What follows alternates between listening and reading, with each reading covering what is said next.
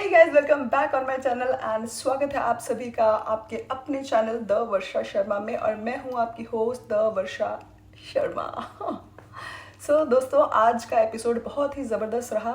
Lockup season 2 episode number 13। तो ये एक तरीके से हो रहा है फिर से रीस्टार्ट, क्योंकि बहुत सारे चेंजेस अभी हो रहे हैं। आज हम डिस्कस करेंगे वही सारे चेंजेस को बिल्कुल अनफिल्टर्ड अनकट टॉक में, the real talk with the Varsha Sharma. तो सबसे पहले हम बात करेंगे स्टार ऑफ द डे की, और अनडाउटेडली आज की जो हमारी स्टार ऑफ द डे है वो है none other than Shreya Kalra. So guys, Shreya Kalra ने कमाल कर दिया यार। क्या ही बंदी है यार, क्या ही बंदी है। आई मीन यार, यहाँ से भी बहुत फास्ट फॉरवर्ड है, बैलेंस्ड है एकदम। टेक्निक उसकी जो है, स्ट्रैटेजीज जो वो लगाती है भाई साहब, कोई उसका जवाब नहीं है। फिलहाल वो मतलब कहते हैं ना, फर्स्ट वीक से लेकर second week, and then second week में तो वो बहुत ज़्यादा वाट लग रखी थी उसकी लेकिन डे 1 से लेकर अभी तक डे बाय डे वो हम सबको, मुझे भी और आपको भी, और आई थिंक हम सबको इम्प्रेस करती ही जा रही है, करती ही जा रही है, करती ही जा रही है। और आज भी उसने कर दिखाया, टास्क ऐसा किया उसने। आई मीन जो स्ट्रैटेजी लगाई उसने, Dheeraj Dhoopar, can you imagine, Dheeraj Dhoopar को हरा दिया यार। I mean hats off to Shreya Kalra. तो एपिसोड की शुरुआत होती है एक हैंडकप वाले टास्क के साथ, जो कि मुझे नहीं समझ आया क्यों करवाया गया। आई मीन मुझे लगता है सिर्फ और सिर्फ लैला को थोड़ा दिखाने के लिए, लैला की पोटेंशियल क्या है उसके अंदर वो दिखाने के लिए, या बस थोड़ा सा उसको स्क्रीन टाइम मिल जाए उसी के लिए उसे करवाया। अदरवाइज मुझे नहीं समझ में आया, टास्क उसकी ज़रूरत थी नहीं, वैसे कुछ और भी करवाया जा सकता था, बट इट्स ओके, हमने वो भी इंजॉय किया, है ना। देन इसके बाद आज हमें देखने को मिलता है एक अलग ही रूप, एक अलग ही अंदाज माधुरी जी का। माधुरी जी आज आए हैं, उन्होंने पूरा, मैं कहते हैं ना, मतलब अपना माइंड सेट कर लिया है, एकदम सोच लिया है कि मुझे इस शो से कहीं नहीं जाना, मुझे लास्ट तक जाना है, मतलब विनर ही बनना है और टॉप 2 तक तो एटलीस्ट जाना है तो इसलिए अभी वो साम दाम दंड भेद कुछ भी करने को तैयार है, और वो करती नजर भी आ रही है। बट ठीक है यार, आई मीन अपनी स्ट्रैटेजी उन्होंने लगा ली है कि मैं ज़्यादा लड़ तो सकती नहीं हूँ, तो ठीक है, मैं इस तरीके से होस्ट को ही रोस्ट कर दिया भाई साहब रितेश देशमुख, फारा खान, आई मीन वो मेकर्स को ही वो उनके साथ ही बहसबाजी चल रही है उसकी कि यार ऐसा क्यों कर रहे हो, डीमोटिवेट कर रहे हो आप लोग, हमारी तारीफ नहीं कर रहे हो आप लोग। बट ठीक है, एंटरटेनिंग तो था, उसने अपना टाइम लेना था, स्क्रीन टाइम, अब उसे पता लग चुका है तो ले लिया उसने, ठीक है, दैट्स फाइन। और इसके बाद मिलती है कैदी को रिहाई, यानी कि आकांक्षा चौधरी जो है उनको मिल जाती है पनिशमेंट सेल से बाहर आने की इजाजत। ठीक है, मेकर सोच रहे हैं, बहुत दिमाग लगा रहे हैं कि ऐसे नहीं तो वैसे सही है। और मुझे क्या लगता है ना यार, कि मेरा पॉइंट ऑफ व्यू तो यही है कि आकांक्षा अगर चाहे तो इस शो से बहुत कुछ लेके जा सकती है, पोटेंशियल है उस बंदी के अंदर, बट तरीका जो है ना उसका, वो थोड़ा सा उसको चेंज करने की ज़रूरत है। आई थिंक बहुत अच्छे तरीके से फारा खान भी उन्हें समझा के गई हैं, एंड रितेश देशमुख सर हैं, वो भी बहुत अच्छे से समझा रहे हैं उन्हें, और उसे बहुत अच्छा प्लेटफॉर्म मिला है यार, यहाँ पे वो फाड़ सकती है यार। बट तरीका सीखना पड़ेगा बंदी को आगे जाने के लिए, क्या कहती है पब्लिक। मेरा पॉइंट ऑफ व्यू देखे ना तो यार, थोड़ी दिन और रखना चाहिए था आकांक्षा चौधरी को अंदर, सो दैट एक तरीके से बहुत सारे लोग एक्सपोज होते, क्योंकि श्रेया कालरा को भी थोड़ी आदत है बोलने की थोड़ा पता लगता, वो भी शायद हमें कहीं ना कहीं कुछ कहती हुई कर्मा कर्मा मिला ऐसी कुछ बातें करती हुई नजर आती, तो थोड़ा सा आइडिया लगता। और जो कि जिसका जो फायदा है वो आकांक्षा चौधरी को ही मिलना था। और अंदर रह के भी थोड़ा सा जब बंदा अकेला भी हो जाता है, उसके बाद दिमाग भी बहुत चलने लगता है, और थोड़ा सोचता है कि यार मेरी कहाँ मिस्टेक्स हैं, मुझे क्या क्या चीज़ें अपनी ठीक करनी है, तो शायद मौका मिलना चाहिए था। लेकिन ठीक है यार, गेम में अभी मेकर्स को मसाला भी तो चाहिए, राइट। मेकर्स को मसाला भी चाहिए, और साथ ही साथ उनको चेकआउट भी तो करना है ना, कि बिहेवियर में, पैटर्न में, गुस्से में, अग्रेशन में कितना चेंज आता है कि नहीं आता है, ऑल दैट। आकांक्षा और योगेश को बहुत ही क्यूट सी कॉन्वर्सेशन करते हुए भी देखा, जहाँ आकांक्षा थोड़ी इमोशनल हो जाती है, अपने फॉलोअर्स के बारे में सोचती है कि यार मैंने सबको डिसअपॉइंट कर दिया ना यार, ऐसा कुछ बोलती हुई, एंड वो कंसोल करता हुआ नजर आया हमें, जो कि बहुत क्यूट लग रहा था, अच्छा तो लग रहा था भाई, अच्छा तो लग रहा था। तो ये जोक्स अपार्ट एक बात करते हैं, आई मीन मुझे क्या लगता है ना, कि योगेश और आकांक्षा दोनों ही एक ही शो से आए हैं, स्पिट्सविला से।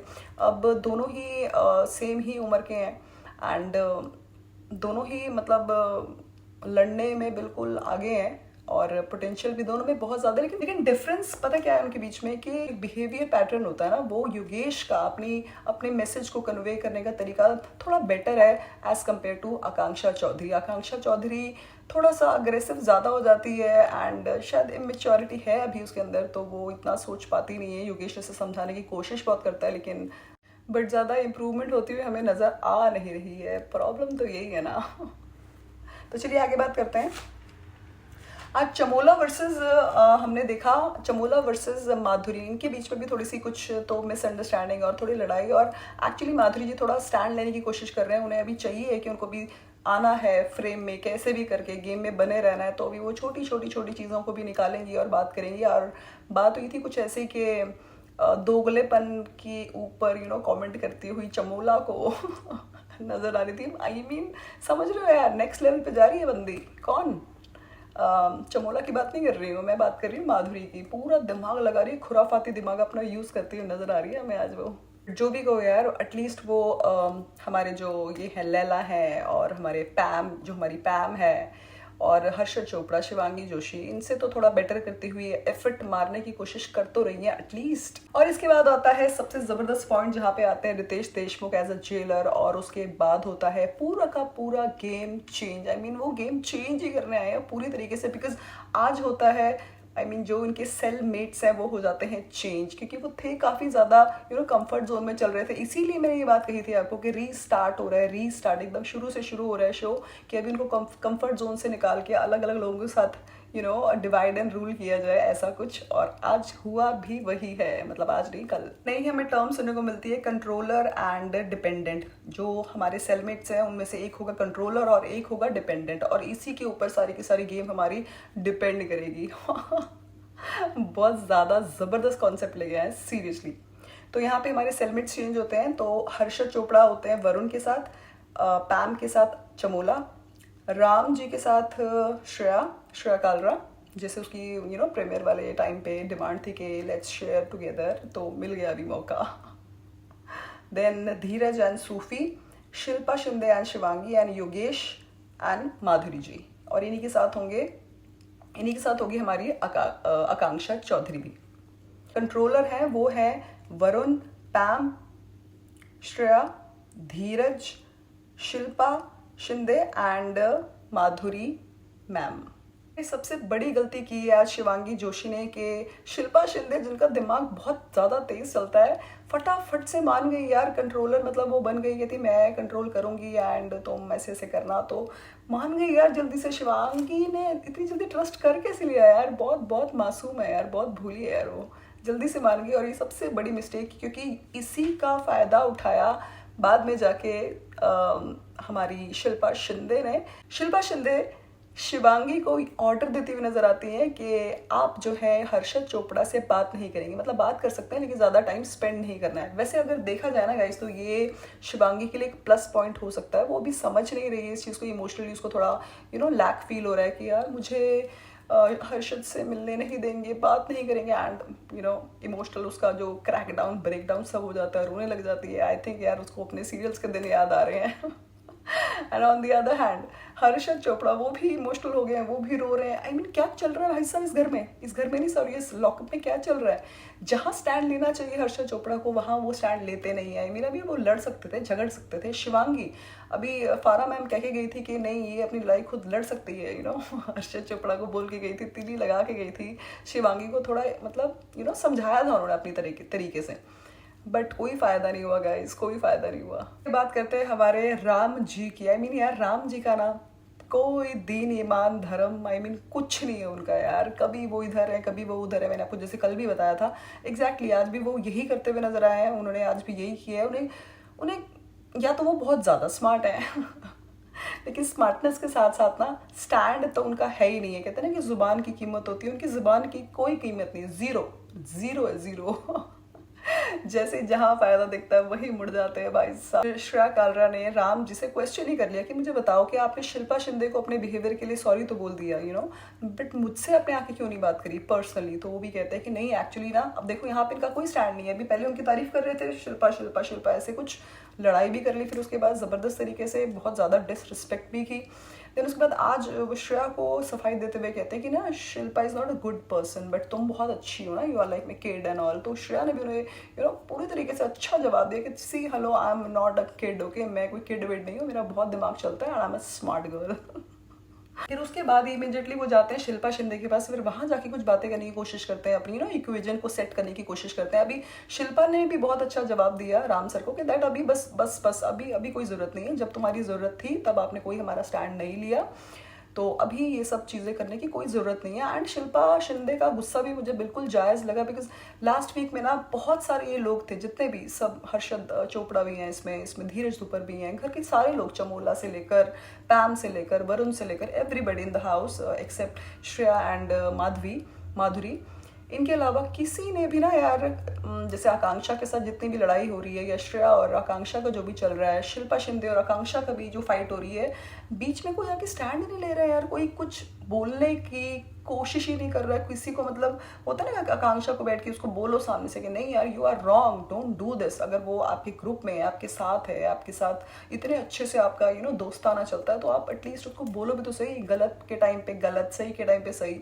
लेकिन तो इसलिए मुझे ना शिल्पा शिंदे का गुस्सा, जैसे उन्होंने राम सर को मना किया, तो वो मुझे बहुत जायज़ लगा। वेरी गुड शिल्पा जी। शिल्पा जी क्या करती हैं जाती हैं और शिवांगी को कहती हैं, जैसे मैंने आपको पहले बताया कि आपने हर्षद चोपड़ा से बात नहीं करनी है, which is a good move. मतलब ये अभी शिवांगी को समझ नहीं आ रहा, लेकिन आता है तो आता है, नहीं आता तो फिर घर जाता है इंसान, और क्या होता है लेकिन अभी उसके बाद सेकंड पंगा होता है इसका, शिल्पा शिंदे का आकांक्षा के साथ। आकांक्षा को उन्होंने बोला कि कि बेड ठीक करो, ऐसा कुछ बोला, तो वहाँ पे आकांक्षा के, अब एक्चुअली दोनों की ना ईगो आ जाती है बीच में, पहले पिछले वीक में लड़ चुके हैं, देन आकांक्षा भी करने से मना कर दी थी कि मैं क्यों करूँ, है ना, तो कि मैं आपकी डिपेंडेंट नहीं हूँ।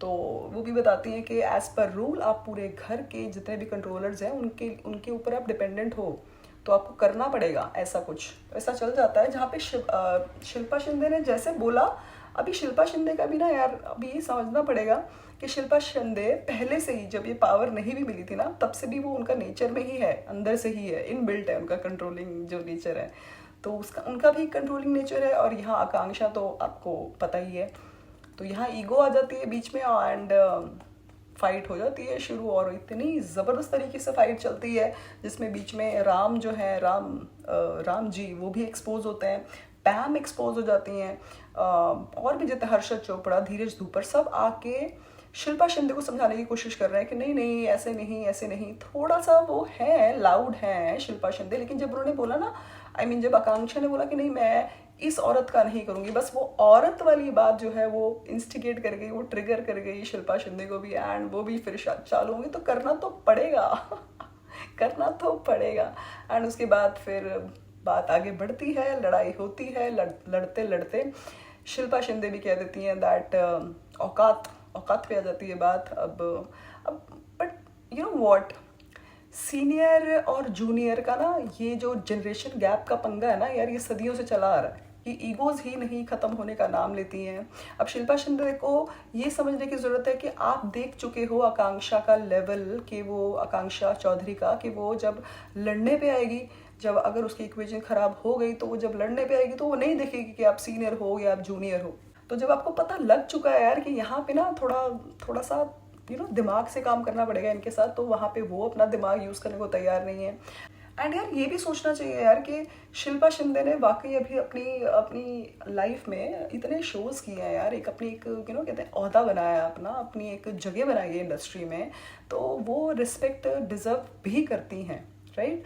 एज ए जूनियर करनी भी चाहिए आकांक्षा को उनकी इज्जत, बट आकांक्षा इज़ लाइक के उनका बिहेवियर पैटर्न, उनका जो अब जो कहते हैं कि पास्ट ट्रॉमाज एंड ऑल, अब उन्होंने एक ही आकांक्षा ने अभी एक स्पिट्सविला का शो किया, जब शिल्पा शिंदे ने भी बोला ना कि आपको जो है, तुमको ये योगेश के कारण तुम आई हो, तो यार इट इज़ अ ट्रूथ ना यार, कि अगर वो वाला जो एंगल नहीं वहाँ पे हुआ होता तो अभी आकांक्षा यहाँ पे नहीं आती। अब देखो यार, यहाँ पे ना फॉलोअर्स की बात नहीं है, स्पेशली जो बाहर फैंस है ना, इनको ये समझना पड़ेगा यार कि कौन गलत है कौन सही है, थोड़ा सा बैलेंस तो बना के रखना पड़ेगा ना यार आकांक्षा को, अगर इस शो में आगे जाना है तो।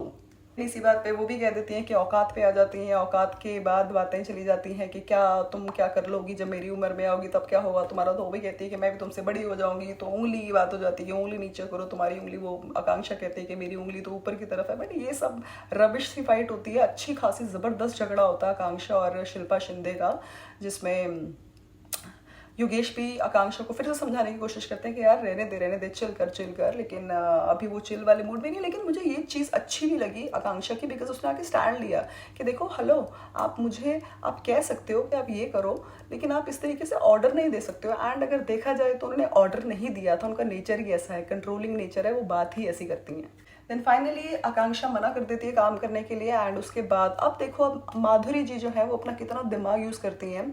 उन्हें एक्चुअली दिखाना है कि देखो ये ब्राउनी पॉइंट्स वाले बातें हैं जो बाद में होंगी, देखना आपने वीकेंड पे ये बातें होंगी कि वो जाती हैं फिर आकांक्षा के पास कि आकांक्षा बहुत प्यार से बोलती है कि ना मेरा ना यही वाला काम है, मेरा ना ये ऐसे बेड वेड वाला काम है, तो मैं चाहती हूँ तू कर दे। ऐसे बड़े प्यार से बोलती है। वो भी कहती है ठीक है मैं आपका करूँगी, मैं शिल्पा शिंदे उनका नहीं करूँगी। तो वो बड़े कहते हैं हाँ मेरा है, तो चल तू भी। तो वो मना लेती हैं, वो काम के लिए आ भी जाती हैं। तो यहाँ स्ट्रैटेजी उनका दिमाग कितना चलता है कि देखो मैंने प्यार से बात की तो मैंने मना लिया, उनको अपनी इक्वेशन सेट करनी है। अभी वो वरुण के साथ भी अपनी इक्वेशन सेट करने की कोशिश कर रही थी। एंड ये खुराफाती दिमाग है भाई साहब, ऐसी थोड़ी चल रहा है यार भारत पे। इस लड़ाई के बाद, इस बिग फाइट के बाद, शिल्पा वर्सेस आकांक्षा के बाद अब आता है हमारा टास्क का टाइम। टास्क बहुत ही इंटरेस्टिंग होता है। चलिए पहले टास्क समझते हैं कि क्या है। एक तरफ है कंट्रोलर और एक तरफ है हमारे डिपेंडेंट। जो ये दो सेलमेट्स हैं, इनमें से एक कंट्रोलर है जिनको टास्क परफॉर्म करना है, और जो डिपेंडेंट है वो बस डिपेंड ही रहेंगे। उनकी सारी जो डूबती हुई जो कश्ती होगी, उनको जो किनारा लगाने का काम है वो कंट्रोलर का ही होगा। तो इसमें जो जितने भी हमारे कंट्रोलर्स हैं वो टास्क परफॉर्म करते हैं। अब टास्क है ऐसा जिसमें जो हमारा दूसरा पार्टनर है, जैसे कि श्रेया अगर है कंट्रोलर और राम सर हैं हमारे डिपेंडेंट, तो श्रेया कालरा परफॉर्म करेगी। एंड टास्क में जितना वेट होगा, जितना वेट एक्चुअल में है राम सर का, उनका 50% का जो वेट होगा उसको कैरी करके रखना है। काफ़ी ऊपर आपने देखा ही होगा। तो ये टास्क था बड़ा ही, मतलब दिमाग का भी टास्क है, स्ट्रेंथ तो चाहिए ही चाहिए। और इस गेम में मैं मान गई श्रेया कालरा को। दिमाग तो वो पहले से लगा ही रही थी, लेकिन यहाँ जो उसने ना अपनी विल पावर दिखाई है ना भाई साहब, दैट वाज अमेजिंग, मतलब फैबुलस, मज़ा आ गया। तो चलिए देखते हैं कि इसमें भी चीज़ क्या थी मेन इम्पॉर्टेंट, कि जितना भी घर का खर्चा पानी है, जो भी बजट आना है, खाने पीने का जो भी इनका चलता है, वो सारा कुछ डिपेंड था इसी टास्क पे। एंड सॉरी 5 नहीं, हमारे 6 जो हैं वो कंट्रोलर्स हैं जो परफॉर्म करते हैं, जिनमें है माधुरी, शिल्पा, वरुण, पैम, धीरज और श्रेया कालरा। तो ये 6 के 6 हमारे कंट्रोलर्स जो है ये परफॉर्म करने के लिए पहुंचते हैं। एंड सबसे पहले जो क्विट करती हैं वो करती हैं माधुरी जी, और उन्हें मिलते हैं 10,000 रुपीज़। उसके बाद हमारी सेकेंड नंबर पे शिल्पा जी जो कि 15,000 कमाती हैं। एंड वरुण तीसरे नंबर पे वो जो है क्विट कर देते हैं 25,000। पैम आई डोंट नो क्या था अमाउंट उनका। उसके बाद सबसे इंटरेस्टिंग पॉइंट आता है जब धीरज वर्सेस श्रेया कालरा, ये दो जो हैं कंटेस्टेंट्स, ये हमारे रह जाते हैं कंपटीशन में। एंड जो टास्क में, सच बता रही हूँ गाइस कि ना ये देखते हुए मुझे तो ऐसा फील हुआ था, आप ज़रूर मुझे कमेंट करके बताइएगा कि आपको ऐसी फीलिंग आई कि नहीं है। ऐसा लग रहा था यार कि ना India Australia, India New Zealand, India Pakistan का जो जैसे मैच होता है, जो जब हमारी जो दिल की धड़कनें बढ़ी होती हैं तो बस वैसी सी ही फीलिंग आ रही थी। और कहीं ना कहीं लग रहा था कि जो है धीरज धूपर जो है वो जीत जाएगा। लेकिन श्रेया कालरा, लगता है ना कि यार लड़की है, इतना वेट है। और सबसे ज़्यादा इंटरेस्टिंग चीज़ ये थी कि श्रेया कालरा के साथ जो उनकी पार्टनर है वो है राम जी, और उनका वेट सबसे ज़्यादा जो वेट जिसका मतलब टफ था, जिसके लिए टास्क, वो श्रेया कालरा ही थी। बड़ा ही ज़बरदस्त सा कॉम्पिटिशन चल रहा होता है। एट दी एंड धीरज जो है वो ड्रॉप कर देते हैं, क्विट हो जाता है उनसे, और श्रेया कालरा क्वीन बन के निकलती है। क्वीन भाई साहब। रितेश सर भी बकअप करता है यार, क्योंकि सच में ना वो मोमेंट देखने वाला था कि श्रेया कालरा ने जैसे अपनी टेक्निक यूज़ की हुई थी, स्ट्रैटेजी जो लगाई थी, काफ़ी पीछे जाके वो खड़ी हुई थी, पूरा मतलब अपना वो रोप को पकड़ के वो पूरा उल्टा हो गई थी। ये सारी चीज़ें जो हैं अब इन्होंने रोडीज़ वगैरह किया हुआ है एंड जिम वगैरह वो जाती हैं, तो बहुत फ़ायदा हुआ उन्हें इस चीज़ का। एंड एकदम क्वीन की तरह वो जीत के निकली हैं। रितेश देशमुख भी तारीफ कर रहे थे और बहुत ही अच्छे तरीके से टास्क को परफॉर्म करती है ये बंदी, आई मीन श्रेया कालरा, और जीत जाती है और साथ ही साथ हमारे दिल भी जीत जाती है। सरप्राइज मिलता है, हमें बड़ा ही शौक लगता है और मैं तो बहुत खुश हुई थी गाइज। आप कितने खुश हुए नहीं हुए कमेंट करके मुझे ज़रूर बताइएगा कि आपको ये सेम फीलिंग आई कि नहीं आई। सो इसीलिए मैंने ना स्टार्टिंग में ही आपको ये बात बोली थी कि स्टार ऑफ द डे जो है वो श्रेया कालरा ही है। डे बाय डे बंदी तेज़ होती जा रही है, समझदार होती जा रही है, कहाँ पे उसे कितना बोलना है, किससे बोलना है, कहाँ अगर सारे लोग अगेंस्ट भी हैं तो कैसे खड़े रहना है। तो she is a smart player, I must say. साथ वो जीत जाती है पूरे 1 लाख रुपीज़ इनके खर्चा पानी के लिए। एंड राम सर बहुत खुश होते हैं, चीयर करते हुए नजर आते हैं कि देखा देखा देखा, इसीलिए यहाँ पे भी वो क्रेडिट खुद ही ले रहे थे बेसिकली। दल बदलू नंबर 1, दोगलापन भर भर के भरा हुआ है राम सर के अंदर कि यहाँ पे भी वो क्रेडिट ले रहे। देखा इसीलिए मैंने बनाया था इसको कंट्रोलर, मुझे पता है शी कैन, ये बहुत अच्छे से हैंडल करती है, मैनेज करती है, दिस एंड दैट। पहले तो सर आपको याद नहीं आया ऐसा कुछ बोलना, उसकी तारीफ करनी, इसीलिए आज वो पूछती हुई नजर भी आई कि आप मेरे से क्यों नहीं बात करते, आपने मुझे क्यों नहीं कुछ ऐसा आके कुछ कभी कंसोल किया या मेरी कोई तारीफ की या कुछ, नॉट तारीफ एग्जैक्टली बट बात क्यों नहीं की। यही था आज का हमारा एपिसोड जो कि बहुत दिलचस्प रहा। आई मीन टास्क बहुत अच्छा था और परफॉर्म भी बहुत अच्छा किया सबने। एंड इसी के पीछे एक और चीज़, इंटरेस्टिंग चीज़ मैंने आपको बतानी भूल गई, दैट यहाँ पे योगेश बहुत डिसअपॉइंट होते हैं श्रेया कालरा की जीत को देख के। विक्ट्री वाला मोमेंट जब होता है तो बहुत सारे लोग जो है मायूस नज़र आते हैं और वहाँ पे श्रेया कालरा को ऐसे जीतते हुए देख के Akanksha Chaudhary and rest of the घर भी, लेकिन योगेश जो है वो थोड़ा सा ट्रिगर थोड़ा ज़्यादा हो जाते हैं कि वो Riteish Deshmukh the host of the show, उनसे जाके पूछते हैं कि सर ऐसे ही करना था, तो जो आपने शायद प्रोमो में भी देखा होगा। एंड बेसिकली योगेश को ऐसा लग रहा था कि जैसे पार्शलिटी हो रही है, जो चैनल है, जो नेटफ्लिक्स एंड मेकर्स मिलके पार्शियल हो रहे हैं। तो रितेश देशमुख सर ने बड़े अच्छे से पहले उन्हें गुस्से से, हल्के से गुस्से के साथ हैंडल किया, देन उसके बाद थोड़ा एक्सप्लेन भी किया कि देखो हेलो लुक ऐसा कुछ नहीं है, ये मतलब सारी एक्सप्लेनेशन दी। एंड उसके बाद योगेश का भी अच्छा एक मूव होता है कि फिर वो फटाफट से जाके गलती अपनी रियलाइज़ होती है उनको, एंड जाते हैं और जाके वो अपनी सॉरी फील करते हैं, अपोलोजाइज करते हैं। और रितेश देशमुख तो वैसे ही बहुत ही स्वीट से पर्सन है यार, बहुत ही मुझे बहुत पसंद है यार, पर्सनली मैं बहुत पसंद करती हूँ उनको और उनकी वाइफ दोनों को, जिनीलिया, आई जस्ट लव हर। तो वो भी उन्हें फटाफट से माफ़ कर देते हैं, गले लगाते हैं और इसके साथ हो जाता है हमारा एपिसोड ख़त्म। क्योंकि इक्वेशंस भी बदल चुकी है, गेम भी काफ़ी ज़्यादा चेंज हो चुकी है और सेलमेट्स भी अलग अलग हैं, तो अभी अनकम्फर्ट सिचुएशन में भी है। और शिल्पा जो कंट्रोलर मतलब प्रॉपर मैनिपुलेट भी कर रही हैं और कंट्रोलिंग नेचर वाली भी हैं, कंट्रोल कर भी रही हैं, फाइट भी हो रही है। आकांक्षा और वो पहले से भिड़े हुए हैं, इधर हर्षद और शिवांगी के बीच में वो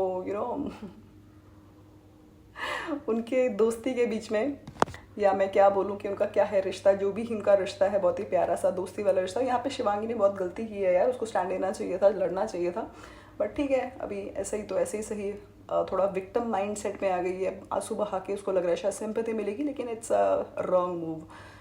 तो बस यही था गाइज आज का एपिसोड। कल देखने में मज़ा आएगा क्योंकि हमें प्रोमो में दिखाया गया कि कुछ पैम और वरुण लैला के बीच में कुछ अब लैला जैसा नहीं रहा है, कुछ तो गड़बड़ हो रही है यार, कुछ मर्द नहीं है, दिस एंड दैट, ऐसी कुछ बातें होती हुई नज़र आ रही हैं। लेकिन देखेंगे कल की बातें हम कल ही करेंगे। सो टिल देन तो मेरा POV है वो आपको कैसा लगा ज़रूर कमेंट करके बताइएगा, और अगर अच्छा लगे तो like share comment and subscribe करना ना भूलिएगा। मिलते हैं अगली वीडियो में, till then take care, have fun and keep smiling, bye bye, good night, I mean good morning.